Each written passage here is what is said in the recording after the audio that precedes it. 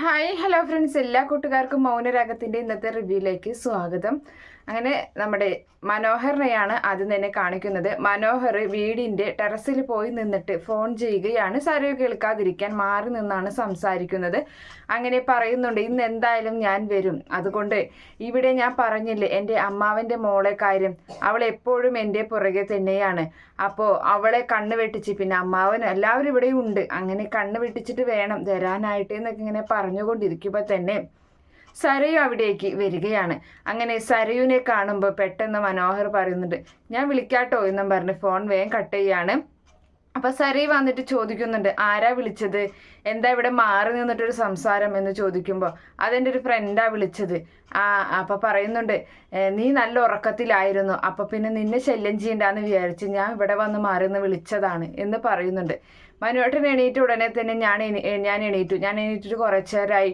ഞാൻ എല്ലായിടത്തും നോക്കിയല്ലോ മനുവേട്ടനെ, അവസാനമാണ് ഇവിടെ നോക്കിയത്.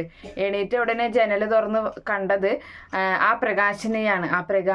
പ്രകാശനെ എങ്ങനെ നീ കണ്ടു എന്ന് മനോഹർ ചോദിക്കുമ്പോൾ ആ പ്രകാശൻ്റെ കല്യാണിയെ കാണാൻ വേണ്ടി അവിടേക്ക് വന്നിട്ടുണ്ട്. അയാളുടെ പേരക്കുഞ്ഞിനെ കല്ലുമോനെ കാണാനൊക്കെയാണ് വന്നത്. അയാളുടെ സ്വഭാവത്തിലേക്ക് ഇപ്പം മാറ്റം സംഭവിച്ചു. അയാൾക്ക് ഇപ്പോൾ കൊച്ചുമോനോടൊക്കെ സ്നേഹമായി തുടങ്ങി. അതെ, അത് തന്നെയാണ് സംഭവിച്ചിട്ടുള്ളത്. തന്നെയല്ല, പ്രകാശൻ മനുവേട്ടനെ പറ്റിയിട്ട് ചില കാര്യങ്ങൾ എന്നോട് പറഞ്ഞായിരുന്നു. മനുവേട്ടൻ അപ്പം എന്താ പറഞ്ഞത് എന്ന് ചോദിക്കുന്നുണ്ട്. അത് പിന്നെ പ്രകാശൻ പറഞ്ഞായിരുന്നു, മനുവേട്ടനെ ഞാൻ മാത്രമല്ല ഭാര്യയായിട്ടുള്ളത്, ഒരുപാട് വേറെ ഭാര്യമാരുണ്ടെന്ന്. അത് ശരി, അയാൾ അങ്ങനെ പറഞ്ഞു. അപ്പോൾ അതേ സമയത്ത് അതൊക്കെ അവിടെ നിൽക്കട്ടെ, ഇപ്പം മനുവേട്ടൻ എന്താ ഇപ്പം ഉദ്ദേശം, എങ്ങോട്ടാ പോവാനാ ഉദ്ദേശം എന്ന് ചോദിക്കുമ്പോൾ എനിക്കൊരിടം വരെ ഒന്ന് പോവാനുണ്ട്, അപ്പം ഞാൻ എന്തായാലും കൂടെ വന്നിരിക്കുമെന്ന് സരയു പറയുന്നുണ്ട്.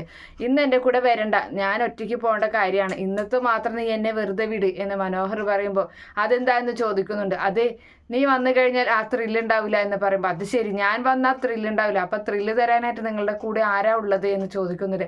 നീ ഓരോന്ന് പറഞ്ഞ് പ്രശ്നം ഉണ്ടാക്കണ്ട. ആ പ്രകാശൻ, അയാളെ ഞാൻ കാണുന്നുണ്ട്, അയാളുണ്ടല്ലോ, അയാളെ സമനില തെറ്റിയ പോലെ നടക്കുകയാണ്. അയാളെ സ്വന്തം കാല് തല്ലി ഒടിച്ചത് അയാളുടെ സ്വന്തം അമ്മയാണ്.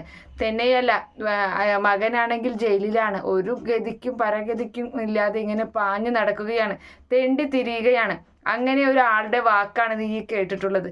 ഞാനെങ്ങനെ അയാളെ കണ്ടിരുന്നെങ്കിൽ ഇനിയേ അയാളുടെ മറ്റേ കാലും കൂടി ഞാൻ തല്ലി ഒടിക്കും എന്നിങ്ങനെ മനോഹർ പറയുന്നുണ്ട്. അതുകൊണ്ട് നീ ഇന്ന് വരണ്ടെന്ന് പറഞ്ഞാൽ വരണ്ട, എനിക്ക് കുറച്ച് കാര്യങ്ങളുണ്ട് എന്നും പറഞ്ഞ് ദേഷ്യപ്പെട്ട് നമ്മുടെ മനോഹർ അവിടെ നിന്നും പോവുകയാണ്. അങ്ങനെ സരയു നോക്കി നിൽക്കുന്നുണ്ട്.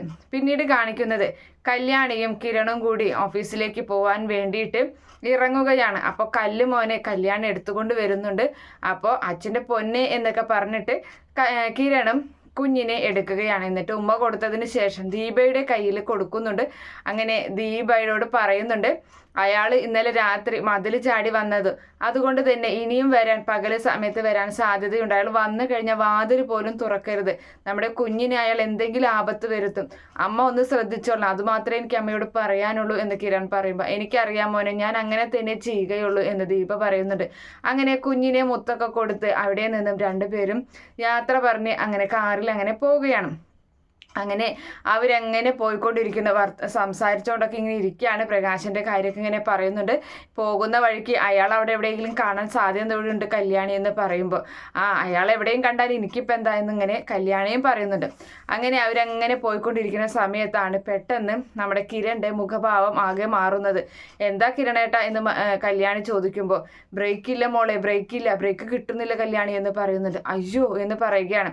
അപ്പോൾ ആ സമയത്ത് ഇനിയിപ്പോൾ എന്താ ചെയ്യുക? അപ്പം അങ്ങനെ ഒരു വിധത്തിൽ കുറേയൊക്കെ ഒന്ന് പേടിച്ചതിന് ശേഷം ഒരു വലിയൊരു കുന്ന് പോലൊരു സ്ഥലമുണ്ട്, അതിൽ വന്ന് ഇടിക്കുകയാണ് അവസാനം കാറ്. അതുകൊണ്ട് തന്നെ പ്രത്യേകിച്ചൊന്നും നമ്മുടെ കല്യാണിക്കും കിരണിനും പറ്റിയില്ല, കാറിനും പ്രത്യേകിച്ച് ഒരു കുഴപ്പമൊന്നും സംഭവിച്ചില്ല. അങ്ങനെ ബ്രേക്ക് കിട്ടി, അവിടെ അങ്ങനെ ഇടിച്ച് നിർത്തിയതിന് ശേഷം അവർ കാറിൽ നിന്ന് ഇറങ്ങുകയാണ് രണ്ടുപേരും. എന്തെങ്കിലും പറ്റിയോ എന്ന് പരസ്പരം രണ്ടുപേരും ചോദിക്കുന്നുണ്ട്. അപ്പം ഇല്ല എന്ന് പറയുകയാണ്.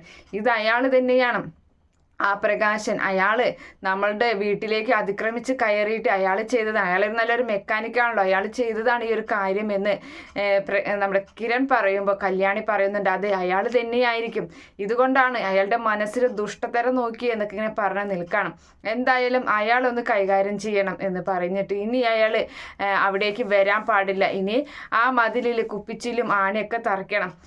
ഇത് എന്തായാലും അച്ഛനോടും അമ്മയോടും വിളിച്ച് വിവരം പറയണം, അവരെന്താന്ന് വെച്ചാൽ തീരുമാനം എടുക്കട്ടെ എന്ന് പറയുകയും ചെയ്യുന്നുണ്ട്. അങ്ങനെ അതിനുശേഷം നമ്മുടെ ചന്ദ്രസേനെ കാണിക്കുകയാണ്. അപ്പോൾ അവരങ്ങനെ കല്യാണിയും കിരൺ അങ്ങനെ നിൽക്കുന്ന സമയത്ത് രണ്ടുപേരും അവിടേക്ക് വരികയും ചെയ്യുന്നുണ്ട്. എന്തെങ്കിലും ഹെൽപ്പ് വേണോ എന്ന് ചോദിച്ചിട്ട്, അപ്പോൾ വേണ്ട കുഴപ്പമില്ല എന്ന് പറഞ്ഞിട്ട് അങ്ങനെ കിരൺ എന്തായാലും കമ്പനിയിൽ നിന്ന് മറ്റൊരു വണ്ടി കൊണ്ടുവരാൻ ഹരിസാറിനെ വിളിച്ച് പറയുകയും ചെയ്യുന്നുണ്ട്. അതിനുശേഷം ആണ് ചന്ദ്രസേനെയും രൂപയെയും കാണിക്കുന്നത്. ചന്ദ്രസേന വിവരം പറഞ്ഞിട്ട് രൂപയോട് കാര്യങ്ങളൊക്കെ പറയുന്നുണ്ട്.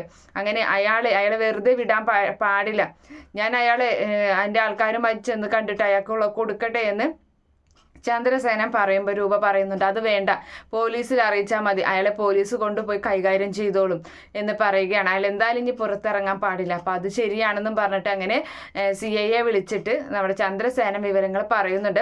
അതിനുശേഷം പാവം നമ്മുടെ പ്രകാശിനെയാണ് കേട്ടോ കാണിക്കുന്നത്. പ്രകാശൻ തീരെ വയ്യാതെ ഒരു കടത്തിണ്ണയിൽ ഇങ്ങനെ കിടക്കുകയാണ്. കിടപ്പ് കാണുമ്പോൾ തന്നെ നമുക്കൊരു വല്ലാത്തൊരു അവശ നിലയിൽ നമുക്കൊരു പാവ പോലെ തോന്നൂട്ടോ. അങ്ങനെ ആ സമയത്ത് അവിടേക്ക് ഒരു ജീപ്പ് പോലീസുകാർ അങ്ങോട്ട് എത്തുകയാണ്. അങ്ങനെ പോലീസുകാരെത്തിയതിന് ശേഷം പ്രകാശനോട് പറയുന്നുണ്ട്, എഴുന്നേൽക്കടാ എന്ന് പറയാണ്. അപ്പോൾ സാറേ കാലുകൊണ്ട് വയ്യാത്തതാണ്, പതുക്കെ എഴുന്നേൽക്കാൻ പറ്റുള്ളൂ എന്ന് പറഞ്ഞിട്ട് അങ്ങനെ പതുക്കെ അവൻ ആ വടിയും കുത്തിപ്പിടിച്ച് എന്താ സാറെന്ന് വെച്ചാൽ ഇങ്ങോട്ട് ഇറങ്ങിക്കടാ എന്ന് പറയാണ്. അങ്ങനെ ഇറങ്ങി ചെല്ലുന്നുണ്ട്. അപ്പോൾ ആ സമയത്ത് നീ ഇവിടെ എന്താടാ പരിപാടി, നീ വേഗം ജീപ്പിലോട്ട് കയറി എന്ന് പറയുമ്പോൾ എന്താ സാറ് ഞാൻ ഒരു തെറ്റും ചെയ്തിട്ടില്ല, ഞാനിപ്പോൾ ഒരു തെറ്റും ചെയ്യാതെയാണ്, എന്താ കാര്യം എന്ന് ചോദിക്കുമ്പോൾ നിനക്ക് കിരൺ സാറിൻ്റെ ഒക്കെ മതിൽ ചാടാലേ എന്ന് പറയുന്നുണ്ട്. അപ്പോൾ ഈ വയ്യാത്ത കാലം വെച്ചിട്ട് നിനക്ക് ഈ ജീപ്പിലോട്ട് കയറാൻ മാത്രം നിനക്ക് വയ്യാലേ എന്നിങ്ങനെ പറയുന്നുണ്ട് പോലീസ്. അപ്പോൾ പറയാണ്, അയ്യോ സാറേ ഞാൻ എൻ്റെ കൊച്ചുമോനെയും മോളെയും കാണാൻ വേണ്ടി പോയതാണ്, നിനക്ക് പാതിരാത്രിയാണോ നിനക്ക് അവരെ കാണാൻ പറ്റിയത്, നിനക്ക് പകൽ പോരെടാ എന്നിങ്ങനെ പോലീസ് ചോദിക്കുമ്പോൾ സാറേ എനിക്ക് കൊച്ചുമോനെ കാണാനായിട്ട് അപ്പോൾ തോന്നി, അപ്പോൾ തന്നെ ഞാൻ പോവുകയായിരുന്നു, അതിന് ഞാൻ അവർക്ക് വേറൊരു ദ്രോഹം ചെയ്തിട്ടില്ല, ഞാൻ അവിടെ കിടന്നു പിന്നെ രാവിലെ എഴുന്നേറ്റ് പോരുകയും ചെയ്തു, നീ എങ്ങനെയാണ് ആ മതിൽ ചാടിയതെന്ന് ചോദിക്കുന്നുണ്ട്. അവിടെ ഒരു ചെറിയൊരു ടയർ ഉണ്ടായിരുന്നു, അതിൻ്റെ മുകളിൽ കയറിയിട്ടാണ്, നീ ഈ കാലം വെച്ചിട്ട് അവിടെ ചെന്നിട്ട് അവർക്ക് വേണ്ടാത്ത കാര്യങ്ങളൊക്കെ ചെയ്തു ഉപദ്രവിച്ചില്ലേ എന്ന് പറയുന്നത്. അപ്പോൾ എന്താ സാർ എന്ന് ചോദിക്കുന്നുണ്ട്. അപ്പോൾ കിരൺ സാറിൻ്റെ കാറിൻ്റെ ബ്രേക്ക് നീ അഴിച്ചു വിട്ടില്ലേ എന്ന് പറയുന്നു. അയ്യോ സാർ ഞാനോ, അങ്ങനെയൊക്കെ സംഭവിച്ചോ എന്ന് ചോദിക്കുന്നുണ്ട്. ഞാനല്ല സാർ, ഞാനത് ചെയ്തിട്ടില്ല, എൻ്റെ മോളെയും കുടുംബത്തിനെയും ഞാൻ സംരക്ഷിക്കാനാണ് നോക്കുന്നത്, അവർ നല്ല രീതിയിൽ ജീവിച്ച് കാണാനാണ് ഞാൻ ആഗ്രഹിക്കുന്നത്, ഞാൻ ഒരിക്കലും അവരെ ഉപദ്രവിക്കില്ല സാർ എന്ന് പറയുന്നുണ്ട്. നീ നിർത്തടാ നിൻ്റെ അഭിനയം എന്ന് പറഞ്ഞിട്ട് പിടിച്ചു കയറ്റടാ ഇവനെ എന്ന് പറഞ്ഞ് അങ്ങനെ നമ്മുടെ പ്രകാശനെ അപ്പോൾ സഞ്ചിയൊക്കെ ചോദിക്കുന്നുണ്ട്. പ്രകാശ് അവൻ്റെ ഒരു സഞ്ചി അവിടെ കിടക്കട്ടാ എന്ന് പറഞ്ഞിട്ട് അവനെ പിടിച്ച് വലിച്ച് അങ്ങനെ ജീപ്പിലോട്ട് കയറ്റി ജീപ്പിൽ കൊണ്ടുപോവുകയാണ്. അങ്ങനെ പോലീസ് സ്റ്റേഷനിലെത്തിയതിന് ശേഷം ലോക്കപ്പിൻ്റെ അരികിൽ നിന്നിട്ട് പോലീസ് പറയുകയാണ്, മര്യാദയ്ക്ക് നീ സത്യം പറയണം, എന്താണ് അവിടെ സംഭവിച്ചത്, സത്യമായിട്ട് ഞാനൊന്നും ചെയ്തിട്ടില്ല സാറെന്ന് പറയുമ്പോൾ മറ്റുള്ള പോലീസുകാരോട് സാറ് പറയുന്നുണ്ട്, അതെ ഇവനെ രാത്രി വരും ഒരു തുള്ളി വെള്ളമോ ഒന്നും കൊടുത്തു പോകരുത്, ഇന്ന ദിവസം അവൻ പട്ടിണി കിടക്കട്ടെ, അങ്ങനെ രാത്രി ആകുമ്പോൾ ഇവൻ ചോദിച്ചു കഴിഞ്ഞാൽ സത്യങ്ങൾ പറയും, ഇനി ആ സമയത്ത് ഇവൻ സത്യങ്ങൾ പറഞ്ഞില്ലെങ്കിൽ നമുക്ക് അതിന് വേണ്ട കാര്യങ്ങൾ എന്താണെന്ന് വെച്ചാൽ പെരുമാറാം, ഇന്ന് പെരുമാറിയിട്ട് നാളെ ഇവനെ കോടതിയിൽ ഹാജരാക്കിയാൽ മതി എന്നൊക്കെ പറഞ്ഞ് അങ്ങനെ ചെയ്യാത്ത തെറ്റിന് നമ്മുടെ പ്രകാശനെ ശിക്ഷിച്ചുകൊണ്ടിരിക്കുകയാണ് കല്യാണിയും കിരണും അതേപോലെ ഈ CIയൊക്കെ ചേർന്നിട്ട്. അങ്ങനെ പ്രകാശനെ ആ ലോക്കപ്പിലേക്ക് ഒരു ഒറ്റ വലിച്ചെറിയലാണ്. പ്രകാശൻ നേരെ ഇടിഞ്ഞു പൊളിഞ്ഞ് അവിടെ വീഴുകയും ചെയ്യുന്നുണ്ട്. അങ്ങനെ ഒരു ദയനീയ ഒരു അവസ്ഥ പ്രകാശൻ്റെ കാണിച്ചിട്ടാണ് എന്തായാലും ഇന്നത്തെ എപ്പിസോഡ് അവസാനിക്കുന്നത്. ഈ റിവ്യൂ ഇഷ്ടപ്പെടുകയാണെങ്കിൽ ഈ ചാനൽ ഒന്ന് സബ്സ്ക്രൈബ് ചെയ്ത് സപ്പോർട്ട് ചെയ്യുക, അതുപോലെ തന്നെ ലൈക്ക് ചെയ്യാനും കമൻറ്റ് ചെയ്യാനും മറക്കണ്ട. By, thank